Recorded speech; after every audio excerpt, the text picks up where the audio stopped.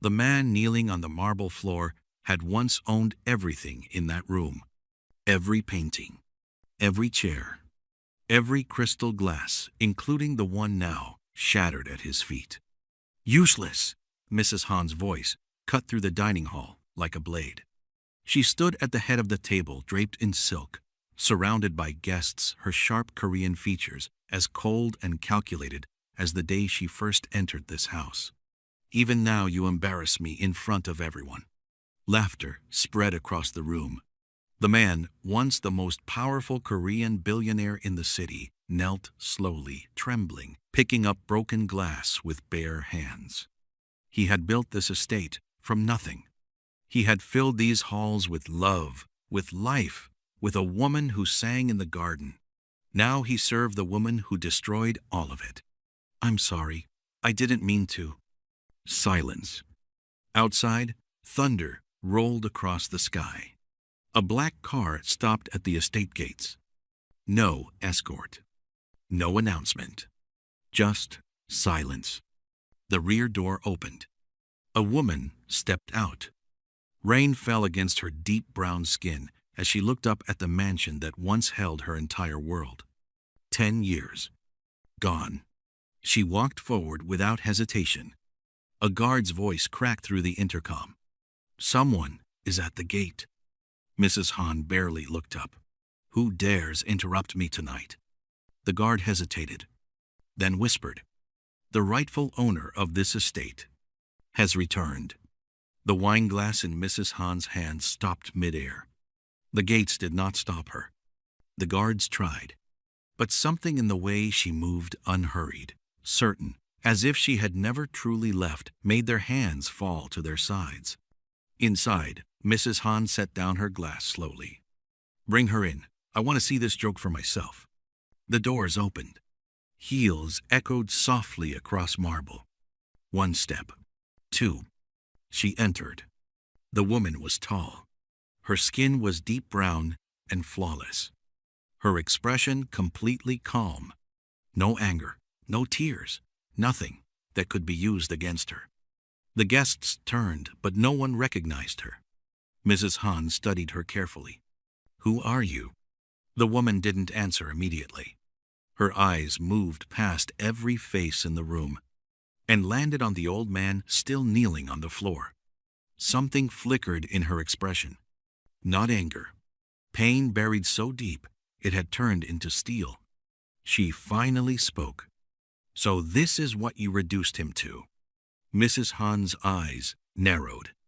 Excuse me? The woman stepped forward. The man who built everything you are standing on is on his knees cleaning glass while you laugh at him. A guard behind her frantically checked his system. His face went pale. She is listed under restricted legacy ownership. The room shifted.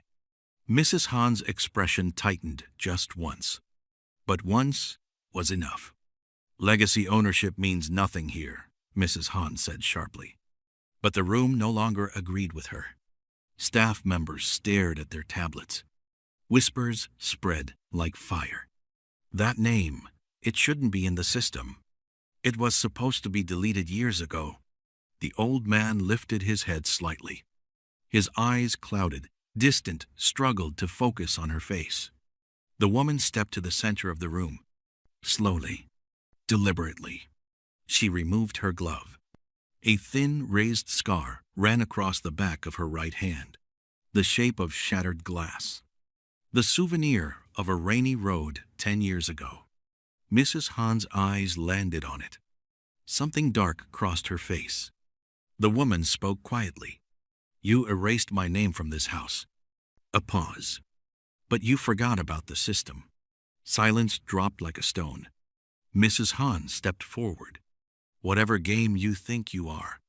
Every screen in the mansion lit up at once. Bold letters appeared across all of them simultaneously. Emergency audit initiated. Mrs. Han spun around. The screens were no longer under her control. For the first time in 10 years, she was not the one holding the password. The old man tried to stand. His legs failed him. The woman moved instinctively, then stopped herself just short of reaching for him.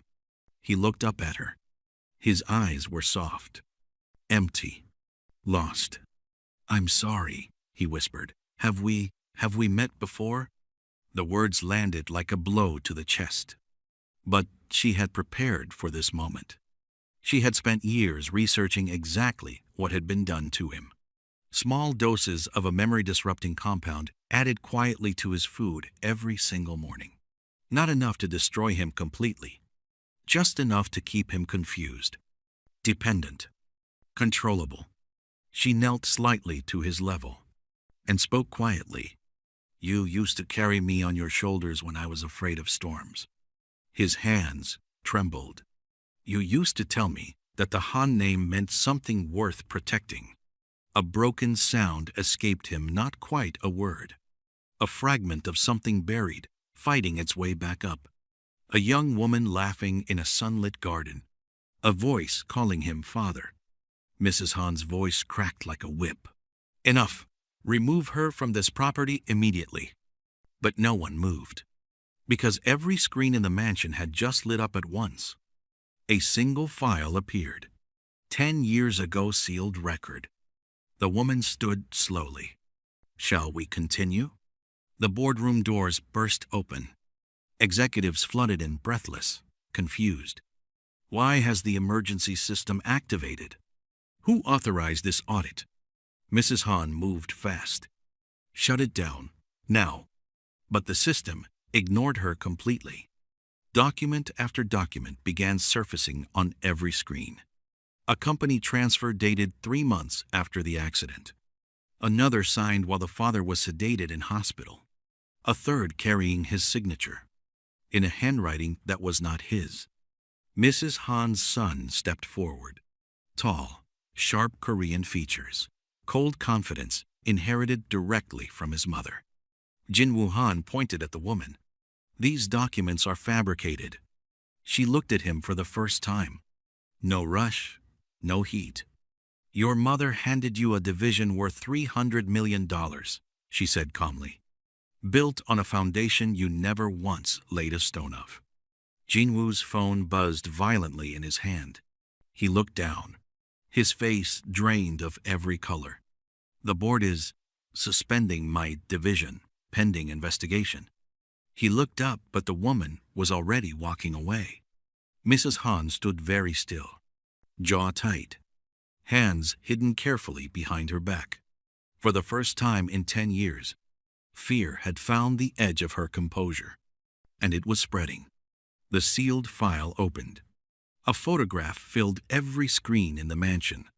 A woman, dark-skinned, radiant, luminous, standing in the garden of this very estate, surrounded by flowers she had planted with her own hands. Beside her stood a younger version of the Korean billionaire, laughing, alive, light in his eyes that no one in this room had ever seen before. Between them, a 20-year-old daughter, smiling, safe, whole. Mrs. Han stepped back sharply. Her breath caught. The old man stared at the screen.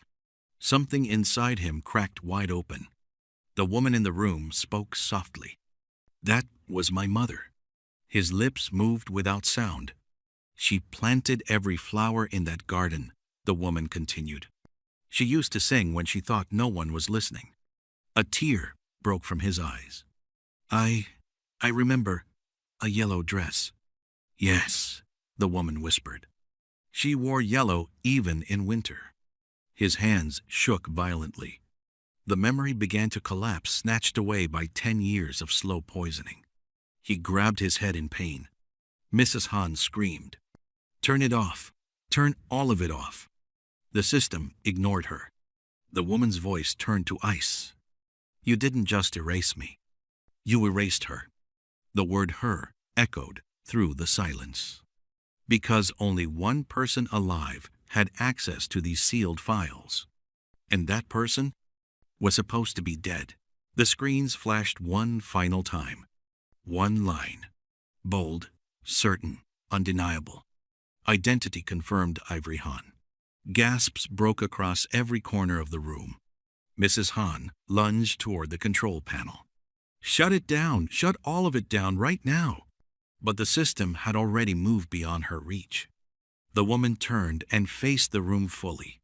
Her voice was quiet, but it carried to every corner. My name is Ivory Han. Silence swallowed everything. I am the daughter of Park Sung-jin and Grace Han. I am the sole legitimate heir to this estate and to Han Corporation. And I have been watching every move made inside this house for 10 years. A guest knocked over his chair standing up. That is impossible. She died in the accident. Jin Woo's voice cracked. You are supposed to be dead. Ivory turned to him slowly. That was your mother's plan. Park Sung-jin rose from his knees for the first time. Unsteady, trembling, but standing. He looked at her face properly, at her mother's eyes looking back at him through his daughter's expression, at the scar on her right hand, and whispered, broken and certain all at once, My daughter? The room went completely silent. Mrs. Han's composure shattered. For the first time, fear arrived fully. Mrs. Han recovered quickly. She always did. This is a performance, she announced, voice tight and controlled. She is an imposter, a fraud chasing a dead woman's name. But not one person in the room moved to support her. The staff had stepped back. The executives were silent. The guests had quietly distanced themselves, as if standing too close to her now carried its own consequence. Ivory walked toward her. No rush, no expression. Just the slow, certain walk of a woman who had rehearsed this moment for a decade. Mrs. Han held her ground. You think 10 years away gives you power over everything I have built? Ivory stopped directly in front of her, close enough to see exactly when the fear arrived. You didn't build anything. She tilted her head slightly. But I did. A silence stretched between them. I own 4 companies, Mrs. Han. The air shifted. One of them has been Han Corporation's primary investor. For the last 3 years, Mrs. Han's lips parted. Nothing came out. Ivory leaned slightly closer. Every board decision you celebrated, she said quietly. Every expansion you approved. Every contract you signed with confidence. A pause. You were signing them. With my money. Mrs. Han's hand reached back and gripped the table edge behind her. She needed something solid to hold. A new file opened on every screen. The label appeared slowly, letter by letter, as if the system itself understood the weight of what it carried.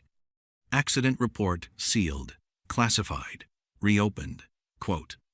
Park Sung-jin stared at it. His breathing became shallow. Mrs. Han moved fast to block the screen. Ivory stepped directly into her path. Move, Mrs. Han said. No, Ivory replied simply. The file played. A night. A rain-soaked road outside the city. A vehicle brought in for routine maintenance that afternoon. Brake lines deliberately severed.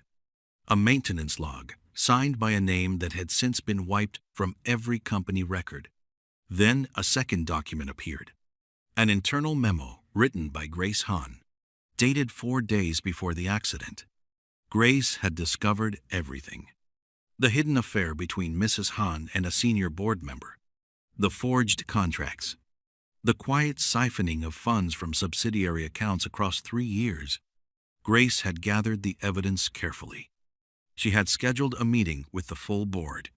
And 4 days later, she was dead. Park Sung-jin collapsed to his knees. His voice broke completely. She knew Grace found everything and you. He couldn't finish. Ivory's voice remained completely steady. My mother died because she was going to tell the truth. A pause. And I was in that car with her. Because you could not afford to leave behind a witness. Mrs. Han said nothing. For the first time in 10 years, she had no move left to make. The system completed its audit at 11:47 p.m. Every account frozen. every asset flagged, every forged signature traced back to its source. Jinwoo sat in a chair in the corner, phone dead, face hollow. "We lost everything," he said quietly. "In one night." Mrs. Han stood at the center of the room alone now. The guests had left. The staff had stepped away. Even her most loyal executives had gone silent and still. She looked around the room she had controlled for 10 years. The paintings, the furniture, the empire built on borrowed ground. "I held this together," she said half to herself.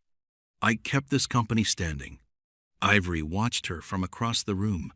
No rage, no triumph, only the quiet, heavy weight of a woman who had waited 10 years to say one thing. "My mother's name was Grace." The room stilled completely. She loved this house. She loved this family. She loved a man who deserved far better than what you turned him into. Mrs. Han's eyes glistened just for a moment. "She was building something real here," Ivory continued softly. "And you burned it down because you wanted what she had." A long silence.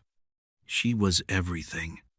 Mrs. Han stepped backward once, then again, until the wall stopped her. And for the first time in 10 years, there was nowhere left to go. 2 officers appeared at the entrance of the hall. They walked toward her slowly. No rush, no hesitation. Mrs. Han looked at them, then at Ivory, then back at the officers. "You cannot do this," she whispered. But they already were. The charges were read aloud in the room her guests had laughed in just hours before. Murder in the first degree, Grace Han. Attempted murder, Ivory Han. 10 years of financial fraud. Forged contracts. Deliberate poisoning of Park Sung-jin. Conspiracy to conceal evidence. Every asset Mrs. Han had ever claimed, the estate, the accounts, the investments, the properties, seized immediately by court order. Every single thing she had spent 10 years building on stolen ground. Gone in one night. She was escorted out of the Han estate in handcuffs. Not quietly, not with dignity, with consequence. The court delivered its verdict 3 months later. Life in prison. No parole. The judge said one thing before closing the case. "You did not just steal a company. You stole a family, and you took a life to do it." Jinwoo received 12 years for conspiracy and fraud. The board member, 15 years. And the Han estate was returned to its rightful owner. Morning arrived quietly. No storm, no sirens, no chaos. Just soft light, slow and steady, moving through the garden as if it had been waiting a long time for permission to return. Park Sung-jin sat on the garden bench. Grace's bench. Beside Grace's flowers. Still growing after everything. His hands rested in his lap still, not trembling. The medication had been cleared from his system overnight. The fog was lifting. Memory by memory. Piece by piece. Ivory sat beside him. Neither of them spoke for a long time. Then he turned to her. His eyes were clearer than they had been in a decade. "I remember the morning you were born," he said softly. "Your mother held you and said she is going to change everything she touches." Ivory said nothing, just listened. "She was always right about everything," he whispered. He reached out slowly, took her hand gently in both of his. His thumb traced the scar across her skin carefully, tenderly, as if he now understood every year it represented. His eyes filled. "My daughter." Ivory closed her eyes and exhaled. 10 years of held breath in one long, quiet release. Behind them, the estate gates stood open. Not locked, not guarded, just open the way Grace had always kept them. Ivory looked at the garden her mother had planted with her own hands. Still blooming, still standing, still here. And said softly, just above a whisper, "We're home, Mama." The wind moved through the flowers. And Grace Hand's garden answered,